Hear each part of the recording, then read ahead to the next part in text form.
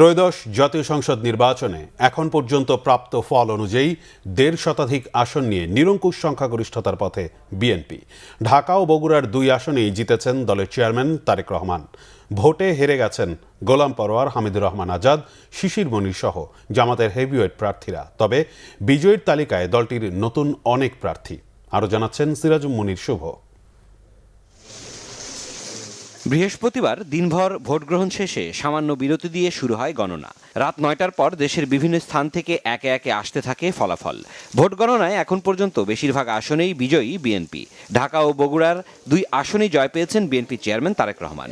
ঠাকুরগাঁও ৪ আসনে জয়ী হয়েছেন মির্জা ফখরুল। ঢাকা ৬ আসনে জয় পেয়েছেন ইশরাক হোসেন। ঢাকা ৮-এ জয়ী বিএনপির মির্জা আব্বাস। ঢাকা ২ আসনে জয় হয়েছে আমানুল্লাহ আমানের। ঢাকা ১৩ আসনের জামায়াতে ইসলামী সমর্থিত ১১ দলীয় ঐক্যের প্রার্থী মাওলানা মামুনুল হককে হারিয়ে জয়ী হয়েছেন বিএনপির ববি হাজ্জাজ। পঞ্চগড় ১ আসনে বিএনপির নওশাদ জমির ও পঞ্চগড় ২ আসনে ফরহাদ হোসেন বেসরকারিভাবে নির্বাচিত হয়েছেন।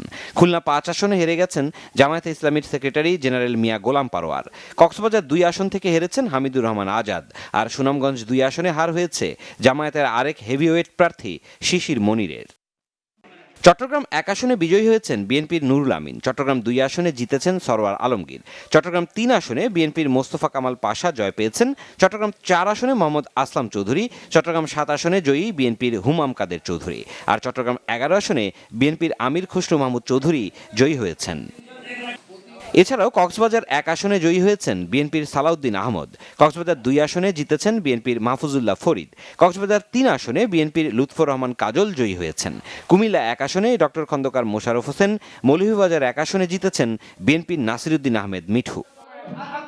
নরসিংদী ১ আসন থেকে বিপুল ভোটের ব্যবধানে নির্বাচিত হয়েছেন বিএনপির যুগ্ম মহাসচিব খায়রুল কবির খোকন। নরসিংদী ২ আসনে বেসরকারিভাবে নির্বাচিত হয়েছেন বিএনপির আব্দুল মঈন খান। নরসিংদী ৪ আসনে বিএনপির সরদার সাখাওয়াত বেসরকারিভাবে নির্বাচিত হয়েছেন। নেত্রকোনা ৪ আসনে বিএনপির মোহাম্মদ লুৎফুজ্জামান বাবর বিপুল ভোটে বিজয়ী হয়েছেন। ব্রাহ্মণবাড়িয়া ৬ আসনে বিএনপি সমর্থিত প্রার্থী গণসংহতি আন্দোলনের প্রধান সমন্বয়ক জোনায়েদ সাকি জয়ী। লক্ষ্মীপুর ৩ আসনে বিজয়ী বিএনপির শহীদউদ্দিন চৌধুরী অ্যানি। ব্রাহ্মণবাড়িয়া ২ আসনে স্বতন্ত্র প্রার্থী রুমিন ফারহানা বড় ব্যবধানে বিজয়ী হয়েছেন। যশোর ৫ আসনে জামায়াতে ইসলামীর অ্যাডভোকেট গাজী এনামুল হক। যশোর ৬ আসনে জামায়াতে ইসলামীর মুক্তার আলী। রংপুর ১ আসনে জামায়াতে ইসলামীর রায়হান সিরাজি বেসরকারিভাবে নির্বাচিত হয়েছেন। কুমিল্লা ৪ আসনে বেসরকারিভাবে নির্বাচিত হয়েছেন এনসিপির প্রার্থী হাসানাত আবদুল্লাহ। সিরাজুম মুনির শুভ, বাংলা ভিশন, নিউজ ডেস্ক।